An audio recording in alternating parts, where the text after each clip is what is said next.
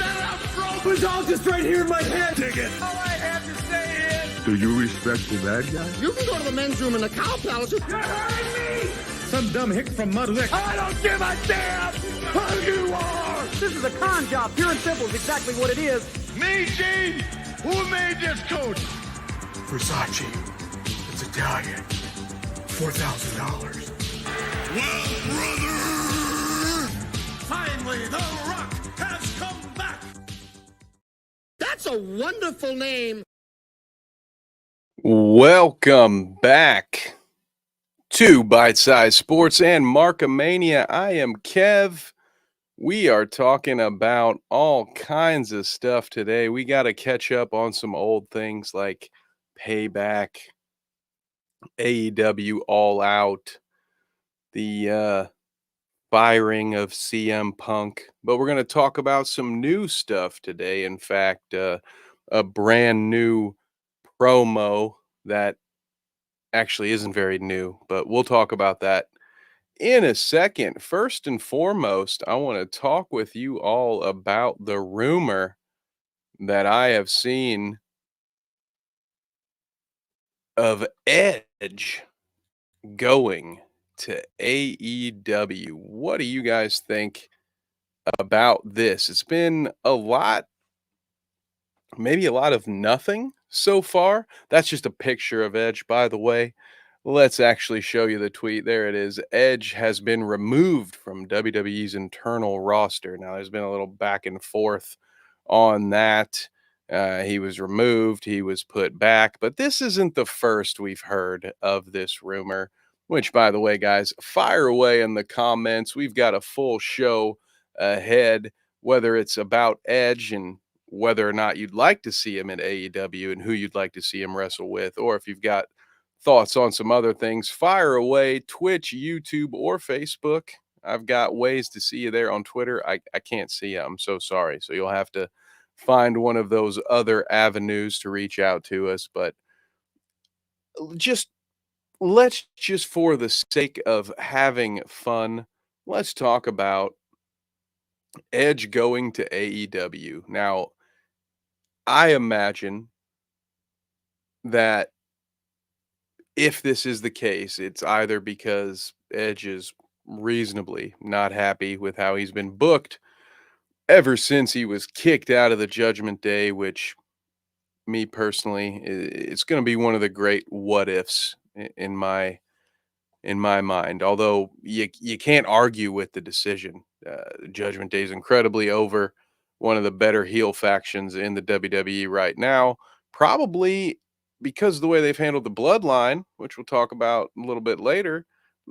Judgment Day might be topping them very soon, if for some fans they might have done so already. But back to Edge. He's been kicked out of the Judgment Day. He had what after that? What were the storylines he was involved in that were entertaining? I know at some point he fought Roman Reigns, but other than that, that final match was interesting. There was no build to it. They did like a will they, won't they when Sheamus did the whole, I hope you don't regret it. Hope it's not the biggest mistake of your life. They just didn't really do much with Edge, which seemed like such a... I don't understand. You have a Hall of Famer who comes back. He's in shape. He can still go. And what do you do with him? The Judgment Day feud wasn't bad. It was played out. It ran a little long, for my opinion, if I remember correctly. But I don't think that part was horrible. But after that, they just didn't seem like creative had anything for him. I think now would be a great time for him to go to AEW. I think they could use the bump. I hear the numbers are bad on Collision. I'm not reading a lot into that, to be honest with you. I know a lot of podcasts will sit there and read those numbers and the demographics, and that's fine. There's a place for that. I'm not saying that there's no legitimacy to it, but I'm not sitting here watching the ratings. I'm more interested in seeing the storylines. Like, are the fundamentals there? So let me know what you think about the current AEW programming. But I think right now, with CM Punk gone, however you feel about him personally, he's a big draw. There's a reason they essentially built a third show to accommodate him and his style of wrestling.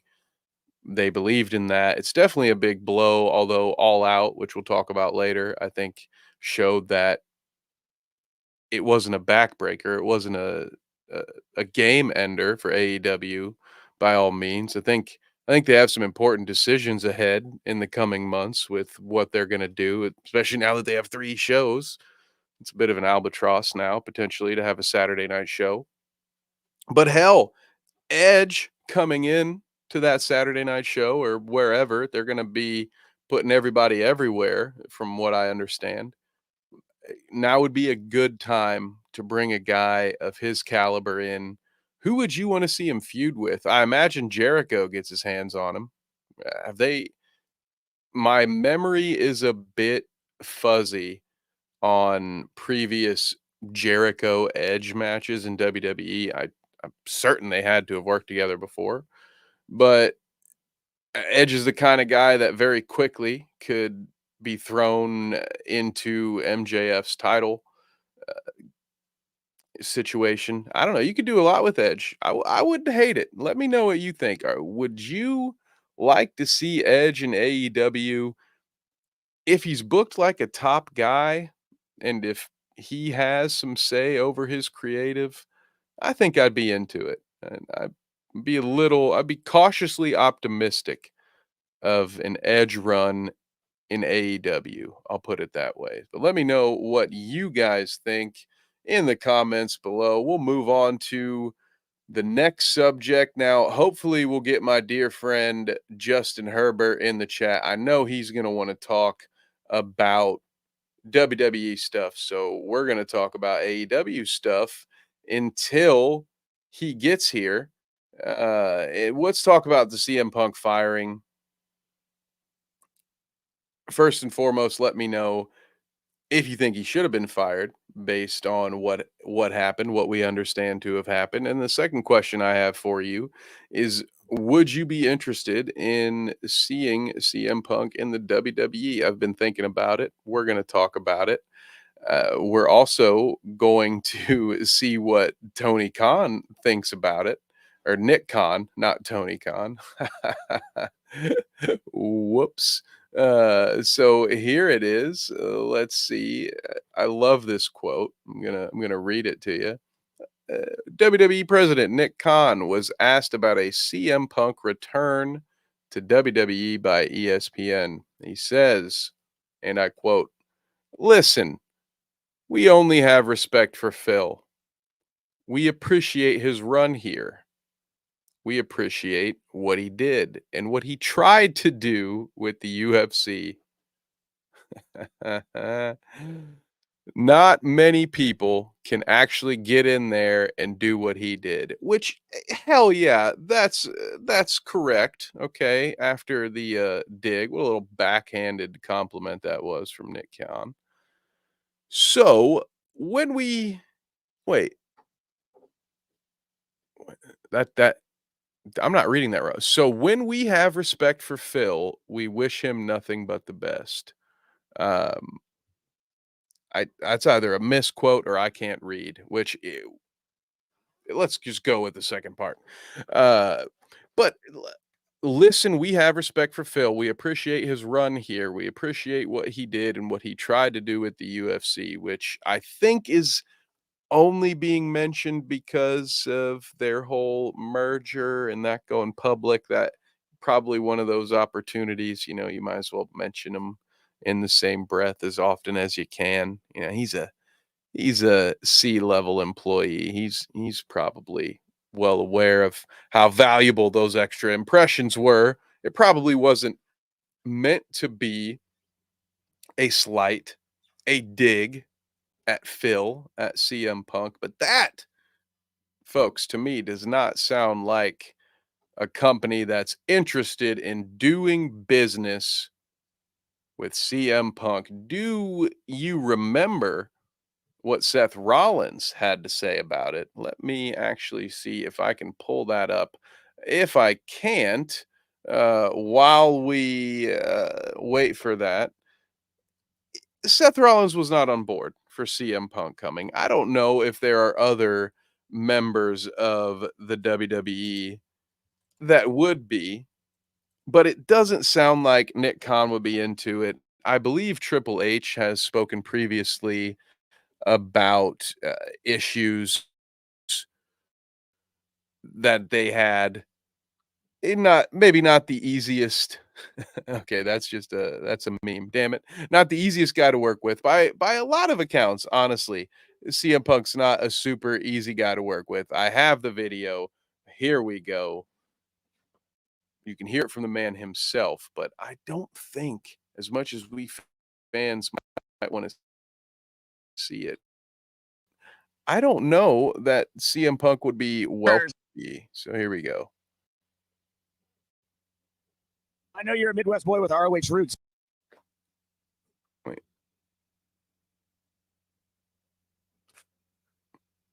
So we don't know what's going I can't hear it. Can you guys hear it? 1 second here. My apologies. on with CM Punk, but you guys have had some barn burners in WWE. Would you like to see Phil Brooks back in WWE? Oh, Philly Phil, stay away. Stay away, you cancer. Get away from me forever. Wow. Yeah, no, I don't like Phil. I don't.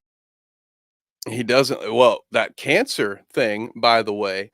Now, I heard this on Cornette's podcast. They had some fun talking about how CM Punk signs were being confiscated, and the only one that you could see at All Out, I believe maybe it was Collision, was the one that said Tony Khan cured cancer. So that whole clubhouse cancer thing, I mean, it's been said an awful lot. I'm in a weird position here as a fan. I know a lot of people have chosen a side. Personally, I haven't been a big fan of the Young Bucks, but I don't have any reason to hate them. Maybe I'm too new to all the AEW drama that I don't have a hatred for the Young Bucks. I like CM Punk as at least storyline wise. I don't know the guy personally. I have taken some shots. We've all made fun of his UFC career, but it's still shit. Not many people could have done that, but he, by all accounts, is kind of a dick to work with. Like, even if you're a fan of his work, I don't think anyone can deny at this point that CM Punk is difficult to work with. So we may have I seen don't like Phil. the He's end a of him. jerk. Oh, did we just figure that out? Did we just figure that out? No, everybody in the room, like, it's like, oh no, dude, did he say that? Yeah, no, he's a jerk. Come on, we figured it out over there. We knew it over here. I don't want him back. Go do something else. Bye bye. See you later. Well, I know you're a Midwest boy with ROH roots. There you have it. Bye bye. We don't want you here. See you later. So I don't know if we're going to see him in the WWE. I'd love to see it in a year because don't throw this guy in the mix right now. Cody's got to get the belt, got to get that title that they stole from his daddy in the garden. And then CM Punk can show up after that when Roman Reigns wants to take a year off after they finally take the belt off of him. Then bring in CM Punk to be the new heel to work with Cody Rhodes. I'm fine with that. That would work. You know, while we're still talking about AEW, I am interested in the MJF Samoa Joe. I don't know. Do I want to call it a feud? We'll call it a storyline, I guess, for now. I love I love that setup that they do. It's so rare in wrestling shows for a guy to be walking out while the next guy's music is playing. It's such an obvious setup for a story, but you know, whatever. Suspend your disbelief. Uh, had some had some fun with it. It was a good moment, right? Then they start the AEW All Out pay-per-view with the tag match, And then they had the moment between MJF and Samoa Joe. They're still playing on the neck injury that MJF took kayfabe in the All In from that brain buster on the top of the stairs. That thing looked sickening, by the way. That was a hideous bump. Good match. That's the thing.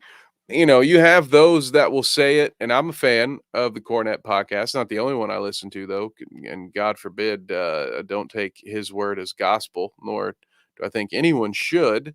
It's nice to be able to. I found that I need to watch the clips before I get his opinion on it. Otherwise, you would think some of these guys can't do a damn thing, and with some of them, it's 100% right. But I have found the last two AEW pay-per-views, that there were more matches that I liked than there were that I didn't. Now, I will say the first two AEW pay-per-views I ever watched, I didn't enjoy at all.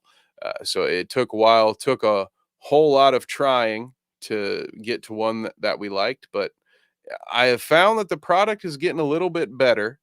And personally, I do like some MJF, but my big knock on MJF is that it does seem like almost everything he does is, to put it nicely, an homage to someone else's work.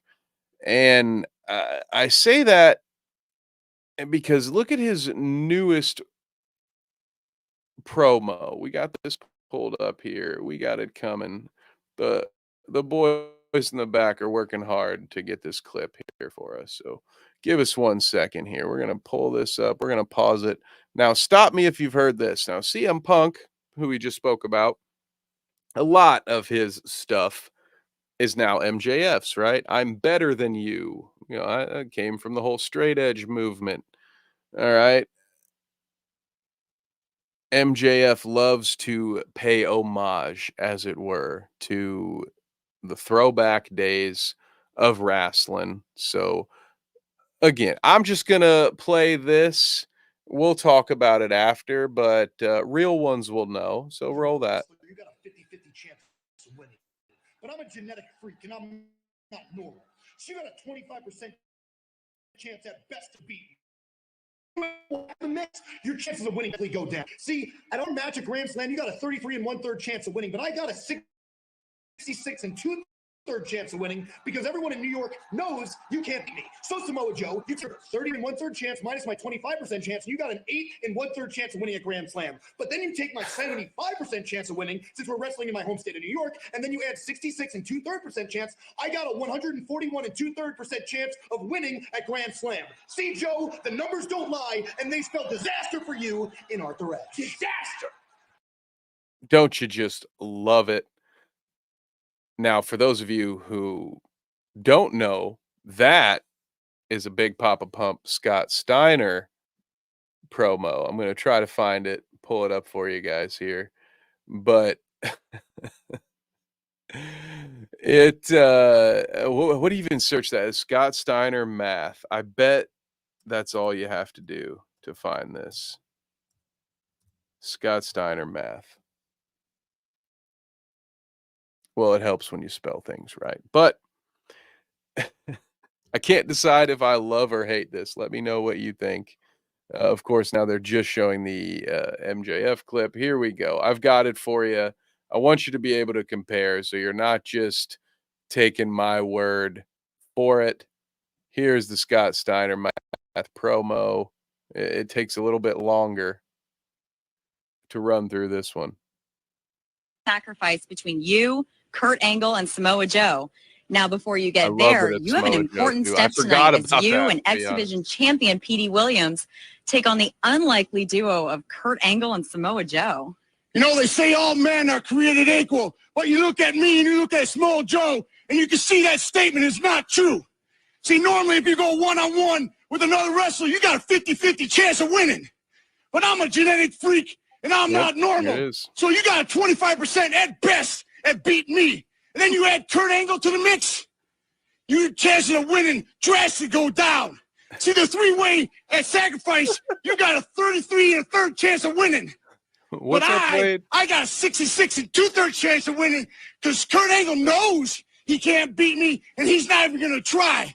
So, Samoa Joe, you take your 33 and a third chance minus my 25% chance, and you got an 8 and a third chance of winning at Sacrifice. But then you take my 75% chance of winning if we used to go one-on-one and then add 66 and 2/3%. I got 141 and 2/3 chance of winning at Sacrifice. See, Joe, the numbers don't lie, and they spell disaster for you at Sacrifice. See, but I'm going to break it down for all you ladies. Oh, he even does more. I can't wait to get to the second half, but you heard it there, right? I love that. And then with the extra layer of it being him against Samoa Joe. All right, I am fully on board. I love this promo. Well done. Maybe it's just the member berries. Maybe it's just my poor nostalgic heart. But goddamn, I love that MJF promo. Let me hear, what else did Scott Steiner say, though, when he broke down his math? Maybe it's a good thing that MJF didn't copy the whole promo. Would you rather be with me or would you rather be with Joe? Oh, well, I think Joe's kind of nice. I mean, Scott Steiner does his fat shit. You're one of those girls that like romance. I'm going to talk to all my freaks out there. Would you rather come home to me, a genetic freak, to be satisfied every night, or go home to that fat-ass Samoa Joe? Yeah, there it is. See, tonight, we're going to win, and I'm going to be the world champion at Sacrifice. Come on, P. Let's go. Scotty, just like you always say, Big Papa Pump, it's got your hookup.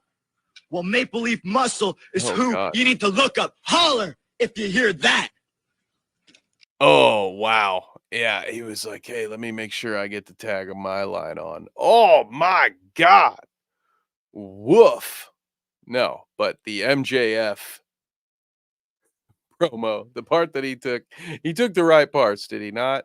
All right, so let's get into the WWE portion of the program. If you want more of my thoughts on the CM Punk drama, by the way, go check out the latest episode of Carnage Unleashed. That's episode 2. The guys there, we normally talk about combat sports, UFC. We talk about Carnage Fight Series, talk about other promotions that we cover. I do the commentary there. I do the play-by-play for Carnage Media. And so Carnage Unleashed in the Wrestling Minute, which is the contractually obligated segment, which the guys allow me to pitch this show and talk about wrestling. We, in fact, did talk about CM Punk for probably about a good 5 or 10 minutes. We really overstayed my welcome there with the Wrestling Minute. So if you want more thoughts on the CM Punk drama, him being fired, and the whole Tony Khan being afraid for his life and whether or not that's good for business when you're in the fight business, I encourage you, go check that out. I will clip it and add it to the Markamania channel here for future consumption, but do let my friends over at Carnage Media know that I sent you if you do go check that out. That's Carnage Unleashed, episode 2. Check it out, Carnage Media's YouTube channel. All right, so here we go. Payback. I know I'm late. Listen, we do a lot of shows around here, okay? Like 6 nights a week. The NFL's in full swing. Just bear with me, all right? We're not going to, this won't be our traditional pay-per-view review, which is fine because honestly, I don't think Payback deserved it. So here we go. We look at this. We were in old school. We're going analog. We got the paper notes. Let's go.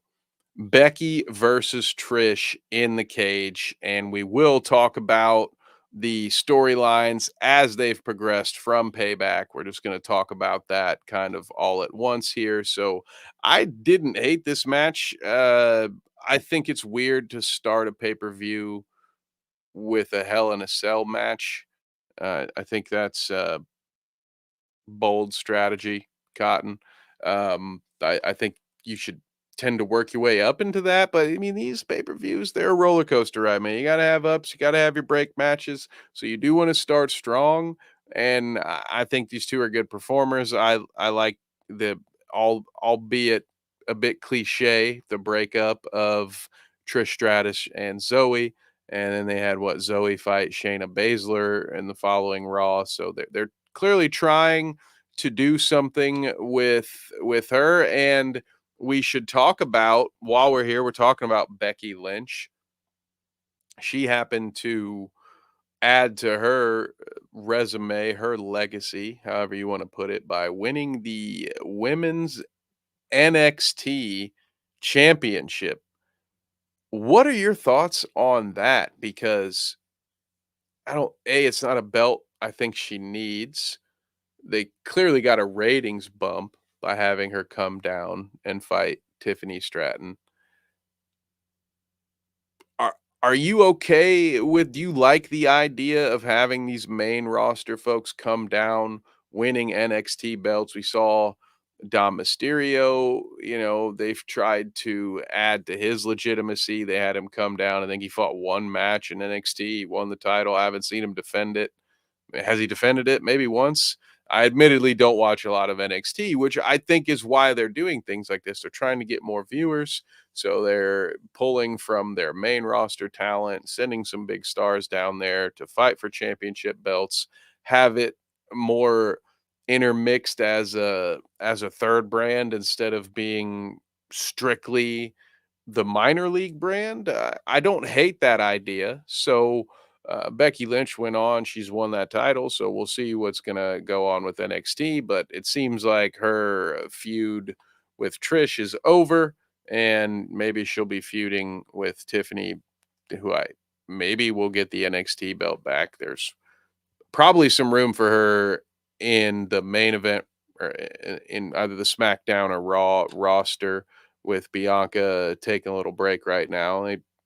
I don't know there's much room for her in the title picture. They got to have somebody for Rhea to fight, so maybe they're doing that. But let me know what you think about that. Meanwhile, we'll get back to the payback of it all. Is, again, not a traditional review here. We may give some star ratings out for some of these matches, but we'll come back if you want and do a payback, a true review with all the notes, with all the star ratings on a future episode. So let us know if you want to see that. But I want to see that as much as I want to see John Cena back for another 7 weeks. You can't see him.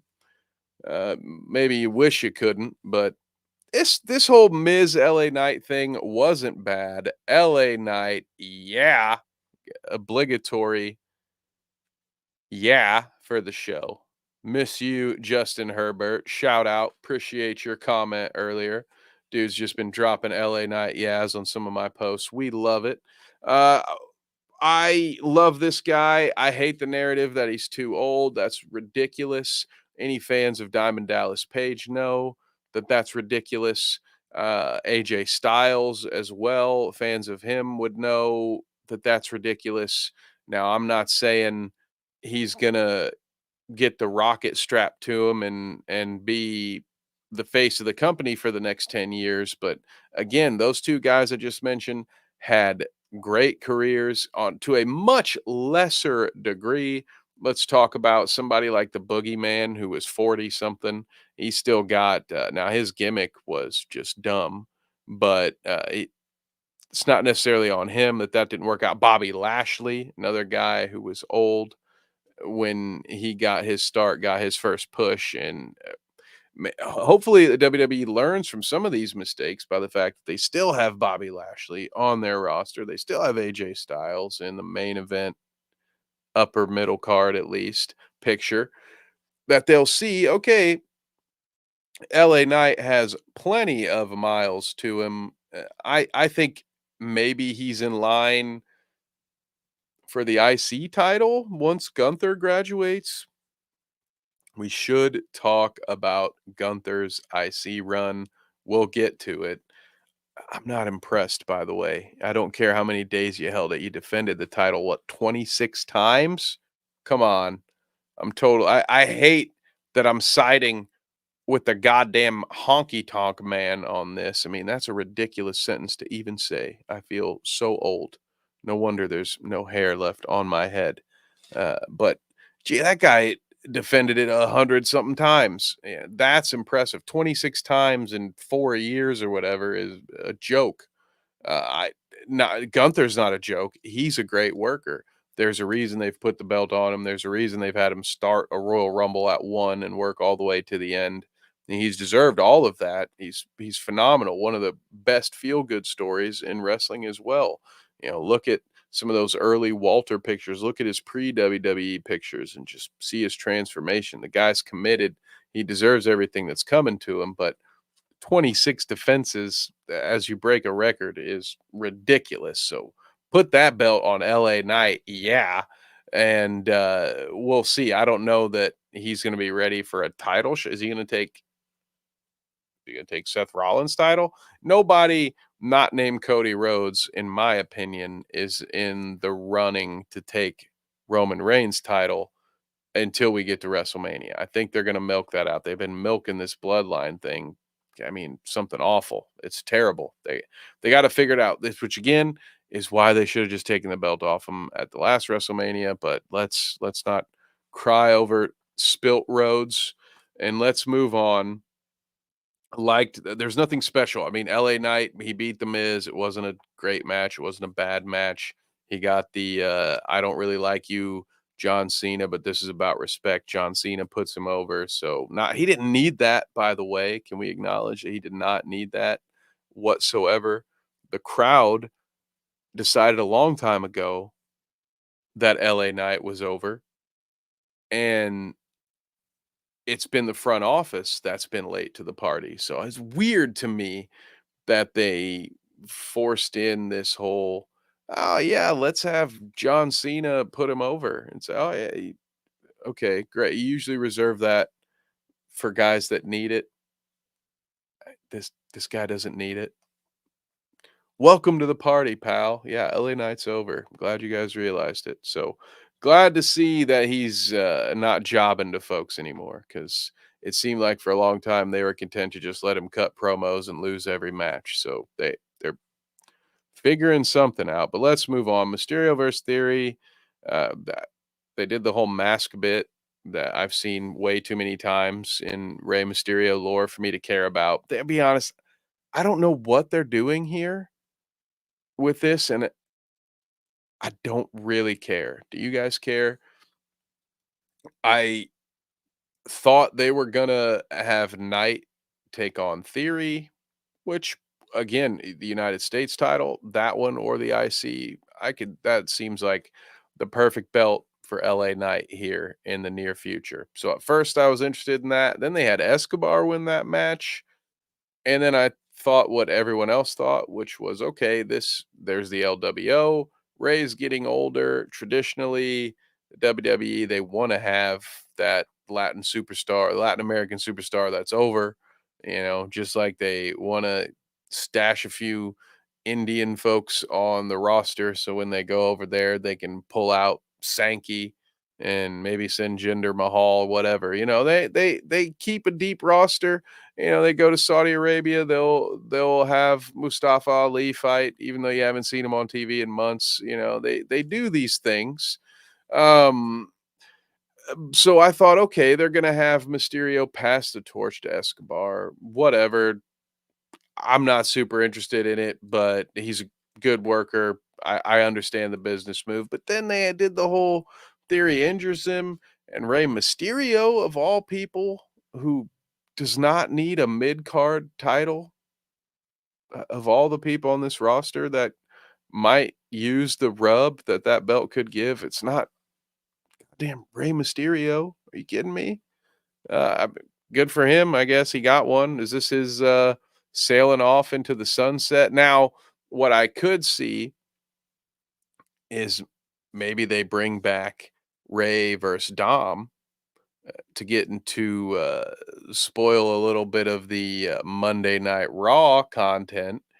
We've seen Dom talk to main event Jey Uso, talking about how he can relate to him because we're both in bad families. People don't care about us.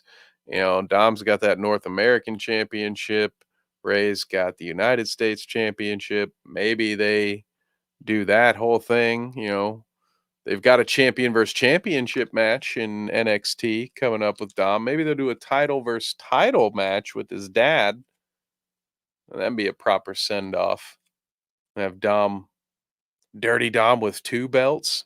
You got to get that NXT strap off him, But we'll see where that goes. Back to the Payback review. Mysterio Theory. Let me know if you like the match. Quit doing the angle where heels try to take Ray's mask off. I've seen it for, 30 years. All right. Just knock it off.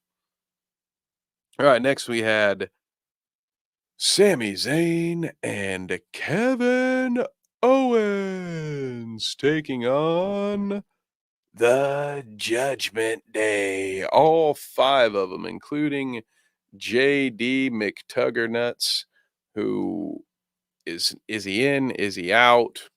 They continue that storyline on Raw, but we can't talk about that until we talk about this. So I'm not going to go, of all the matches, I would not go beat for beat. It wouldn't be this one. At one point, Sammy and KO put Penguins jerseys on. They put somebody in a trash can and hit the trash can with hockey sticks. It was something. It was a spectacle. It took Rhea putting Kevin Owens through the barrier, easy for me to say, pal. I wanted to say barricade and barrier at the same time. So barricade, she smoked him right through that barricade. And then it still took, Dom hitting Sammy with the Money in the Bank briefcase for Finn to then roll over him and get the dub. So yeah, it took all 5 of the heels to beat the tag team. So you couldn't have made Kevin and Sammy look any stronger in defeat. But there you have it. There's a bunch of gold on the Judgment Day now. You got Damian Priest, who after a recent Raw, as a part of a olive branch, I guess, from JD McFunco Pop, as Cornette calls him, and now I just got that stuck in my head. His head is that big. It's not that big, but goddamn, cracks me up every time he starts making those bobblehead jokes. But JD brings out the Senior Money in the Bank briefcase that's now purple and silver. It's all Judgment Day'd out, but so now we got that. So we got Damian Priest got that. Dom's got the North American title. Priest also has the tag belts with Finn Balor, who's now a Grand Slam guy. He's got every title now. And then, of course, there's Rhea Ripley, who I have liked how they've slowly just propped her up as the leader, kind of with this whole JD storyline that followed. Sammy calls out Dom. He wants to fight Dom because Dom's the reason they lost the title belt, but no, he won't do it. But JD wants to fight. And when Finn goes to the group, it's like, everybody, we should just let him in. And Dom does the classic, I'm good with whatever you guys want. It's Rhea that ultimately is pulling strings and telling people what to do, which I like because she's the biggest star of all of them. She's got the most gold in a sense of she's got the most important belt.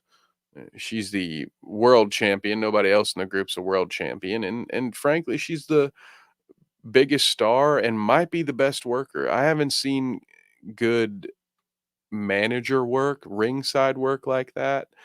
She's on a level of like Hart, Heenan, Cornette. She's out there doing primo manager work when she's out there for Dom's matches or other people's matches. She's interacting with Michael Cole. She's always on the clock, man. And so rightfully so, they've made her the leader, and it's been a lot of fun to watch. Oh, what's up? We've got a comment here. Oh, now that WWE and UFC have officially merged, do you see a scenario where Sean O'Malley would fight Sheamus or Alexa Grasso versus Charlotte Flair? That would be fun. I would love to see those things. I don't know that they're going to work those shoot fights in. Well, who was the Endeavor exec or the TKO exec who said, we hope that UFC fights, UFC fans and WWE fans will overlap? And then Dana White said that that was the stupidest thing he'd ever heard. Let me see if I can find the clip. But I think they have to be careful with stuff like that, because I think the last thing the UFC can afford is for people to think that those fights are right. Every UFC fan is the WWE Now, fantasy booking wise, I wouldn't mind it. Like I love the Sean O'Malley versus Sheamus. It makes me laugh. Grasso versus Charlotte Flair. I could see there being like some post-retirement. I don't know. I think they're too cautious about mixing this. And I think there is some overlap. There's people like me who like both. I grew up a wrestling fan. Wrestling predates UFC. So there are fans, I think, out there that are like, oh, I liked wrestling. I like UFC. They're different. I can separate the two. But I think if you start to merge them, that's when people, especially with gambling being so prevalent, people will start to cry foul. But your question reminded me of this. So thank you, GZDR for Ev. Thank you for the comment here. Let's see what Dana White. Your thoughts on it. Epstein, Lawrence said something to ESPN today. He said, where we want to get is where every UFC fan is a WWE fan and every WWE fan is a UFC fan. Do you see similarities in the fan base, and how achievable is that goal?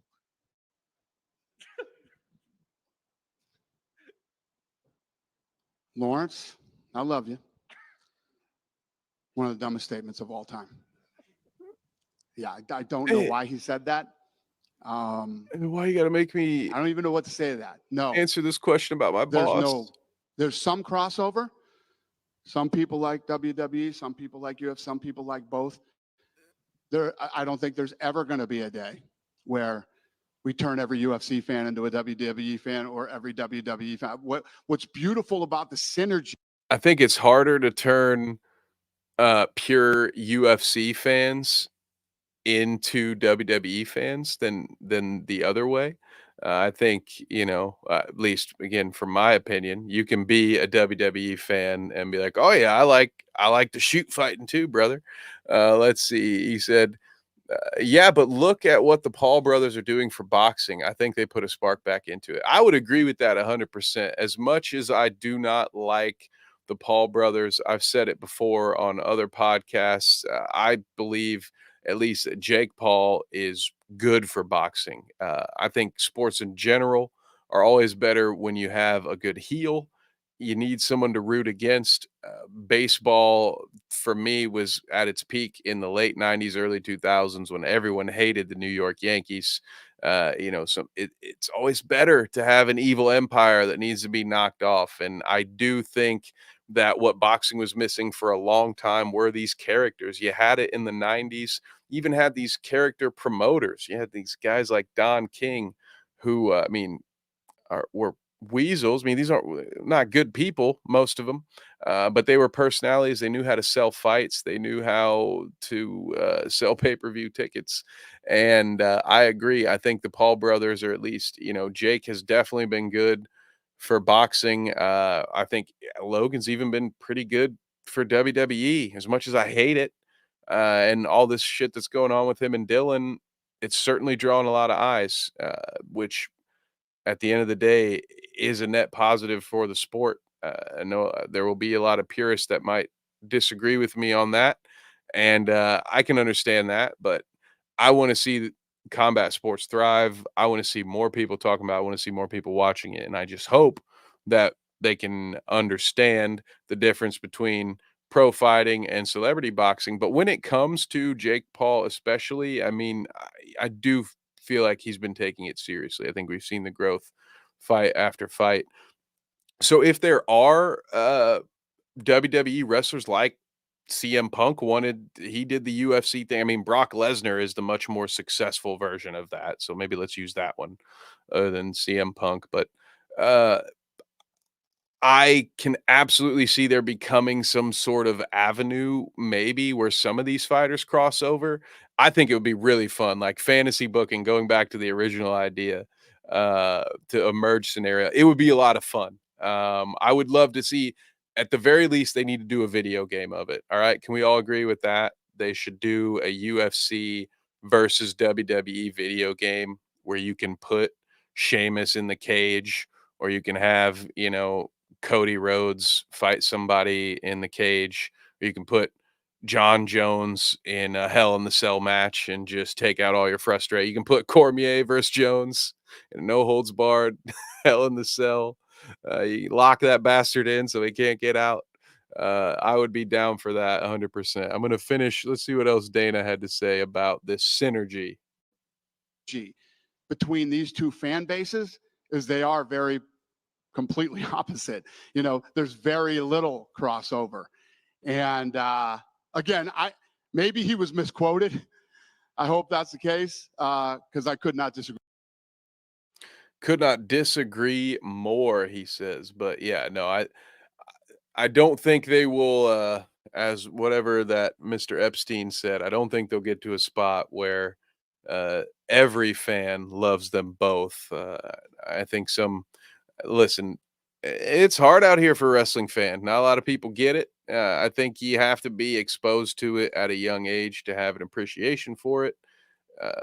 Or you're the right sort of phenomena hits, and then you get it. It becomes, it seeps into the pop culture of things, like The Rock and Steve Austin did, or DX back in the day.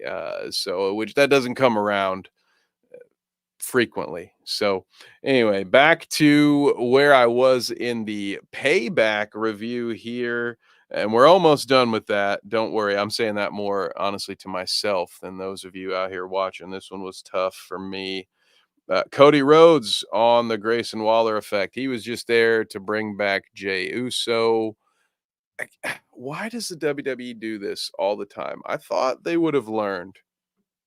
Okay, we're going to bring CM Punk's name back up, because that is instantly what I thought of when Cody Rhodes announced that Jey Uso was back after all of 2 weeks off of television. I thought, why can't you guys ever commit to one of these long-term story angles? Like, you can run the bloodline thing for 3 years. They've been doing that Jay versus Roman acknowledge me thing since that pandemic Thunderdome, man. So in some senses, they'll tell a long-term story, but God forbid they actually keep someone off TV for more than 2 weeks, like when they did the whole Summer of Punk, and he was gone, and he's taking his title with him, and 2 weeks later he's there holding it up in front of John Cena or whatever. And this just felt very similar to, you went through the whole thing of taking him off your website and moving him to an alumni superstar,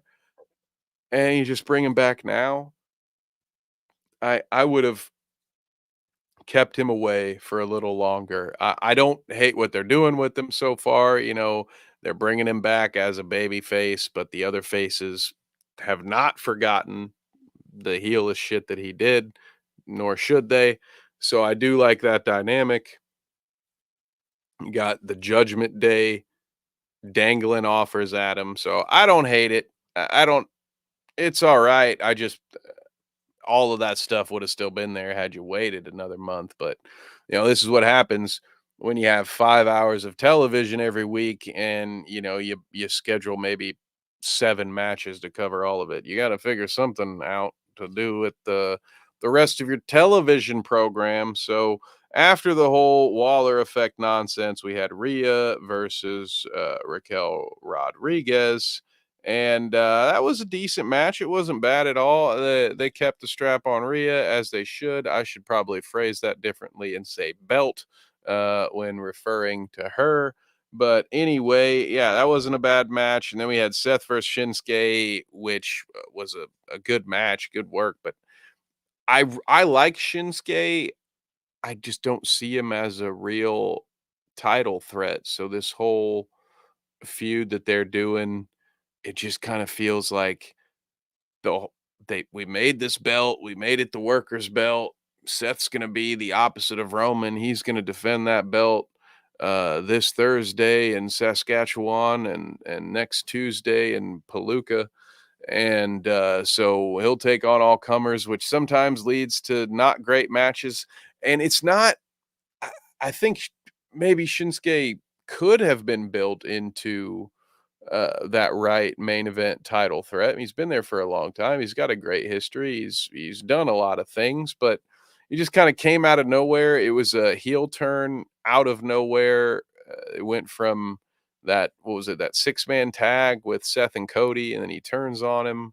And then now it's, he's Ivan Drago and I must break you and all this. And it just, again, it just felt like they could have spent some more time building it up, but they're sticking with it. Now it's all Seth wants a rematch and Shinsuke doesn't want to give it to him. So the whole thing is weird. The WWE, sometimes I just don't get it. But let's move on here. We got a few more topics to hit before we close things out. So I do want to take a moment to thank those of you who have been watching. We've had some viewers here the entire time. That just makes me so happy. I appreciate you all. And thanks again, those of you who have hopped in the chat with your comments and your questions and your thoughts. I love that. It makes the show go. And shout out to Justin Herbert, who's going to be very sad when he finds out that he missed the live show. But we're right here for you, Justin. We will have your questions answered for the next episode. Let's get into Raw. What else did I miss? The only storyline really pertinent to Raw that I want to talk about that we haven't talked about yet was Gunther versus Gable. An amazing match, the kind of match that allegedly the boys in the back were waiting for them as soon as they crossed the threshold, and they had a standing ovation from their coworkers. And it was great. I mean, Gable's great worker. I don't love the gimmick, but I understand that there's a lot of merch to be sold in this industry, and you do want to build new fans. You want to have some gimmicks that are aimed for kids. And the whole shoosh thing with Otis, I mean, it's clearly that. So sometimes it can be annoying, but he works great as a athletic workhorse face that works from underneath. And Gunther is, again, just phenomenal. So those guys, although I'm butthurt at how little they use Gunther, it felt like there was almost an entire year there that he didn't work at all, just had a belt. But that's not his fault. I just want to see him work more. Now that he's set this record while defending a title 1/5 of the time the last guy to set the record did. So it just feels kind of flat, and I just want to see him defend the title more, I guess. But the Gable Gunther thing was good. Let's switch it up to SmackDown now. Outside of LA Knight, the other thing I really wanted to talk about here was the bloodline. We talked about it a little bit earlier. Jimmy is back in, I guess. There was WrestleMania 39, and it didn't go the way a lot of people thought it would go, and I was not on board. And then over a couple of weeks, maybe a month, it was like, okay, this extended bloodline, it's not bad. Maybe they got something that's going here. And then they worked back to the Jey versus Roman thing, and I was like, all right, this actually, you've won me over. I didn't like it, and I still don't know how you're going to make it to WrestleMania 40 with this timeline, but I'm here for it. I trust you now. And then they had Jimmy turn on Jey, and that sucked. That didn't make sense. And then they had Jimmy say that he did it so that Jey wouldn't turn into Roman. And that's a flimsy reason. I didn't love that either.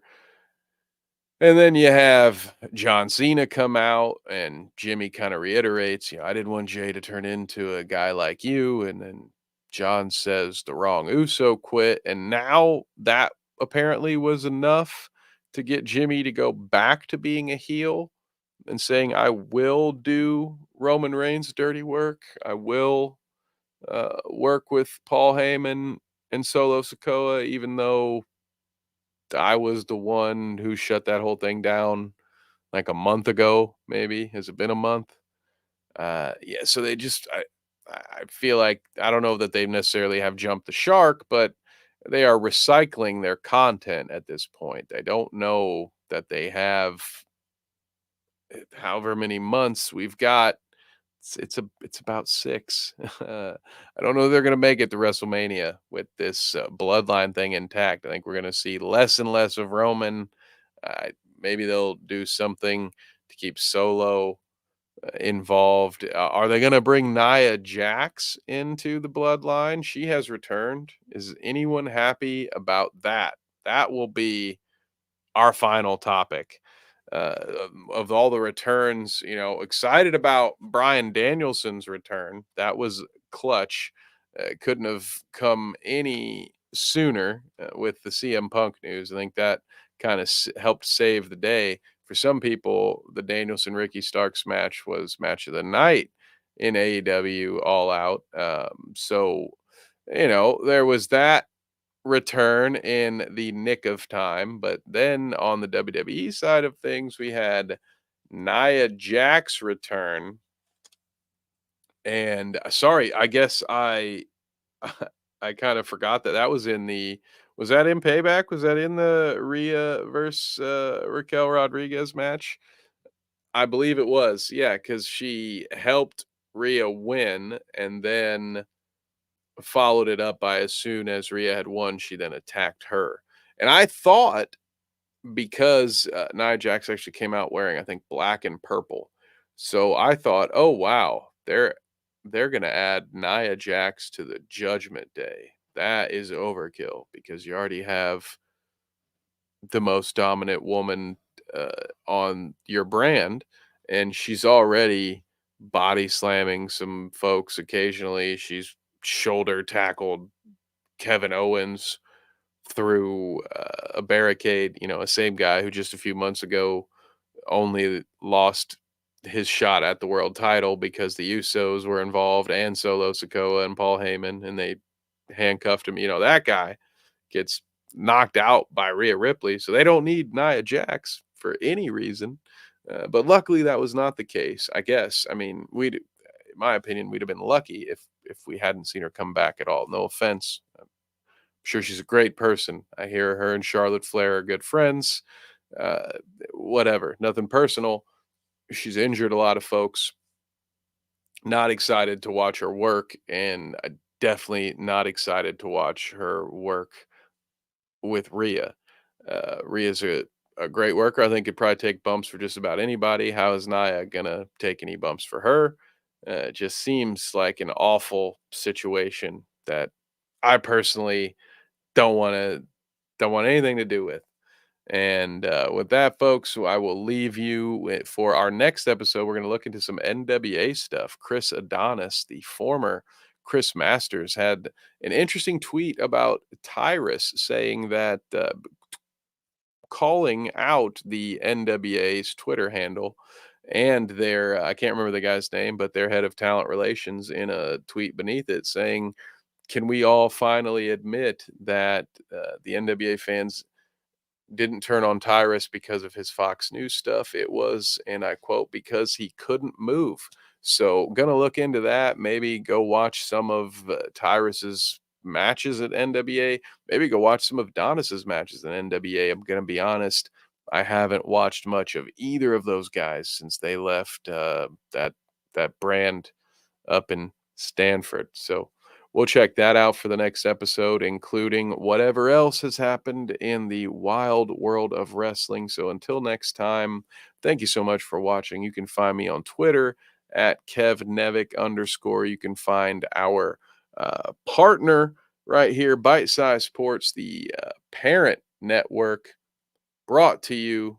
Markamania is brought to you proudly by Bite Size Sports. So you can find us on Twitter, Instagram, Facebook, YouTube, all of that good stuff. Bite Size Sports. We've got live shows Tuesday, Wednesday, Thursday, Friday.